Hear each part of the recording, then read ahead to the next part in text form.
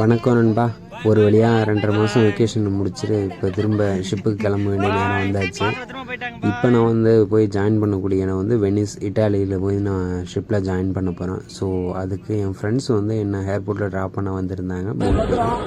அவன் என்ன சொல்கிறான்னு ஃப்ளைட் ஒன்றாகாதா?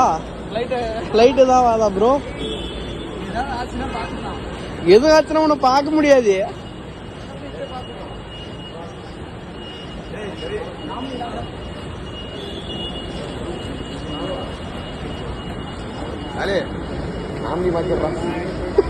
ஆமாடி, அந்த அது எத்தனை கோடி? அந்த 3 கோடி.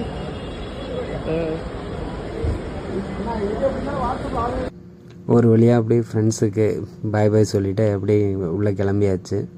சரி, அங்கே உள்ளே கிளம்பிட்டு என்னோடய இமிக்ரேஷன் ப்ராசஸ் எல்லாம் முடிச்சுட்டு ஃப்ளைட்டில் ஏறி உட்காந்தாச்சு. அவனும் பொறுமையாக ஊட்டினாங்க. ஒரு 2 ஸ்டாப்பிங் வச்சு டோட்டலாக ஒரு 10-11 ஹவர்ஸ் ஆகும். 11 ஹவர்ஸில் நான் வெனிஸ் ரீச் ஆனேன். ஸோ நான் வர்றதுக்கு முன்னாடியே எனக்கு என் கூட ஒர்க் பண்ண ஃப்ரெண்ட்ஸ் ஒரு 4-5 பேர் முன்னாடியே வந்திருந்தாங்க.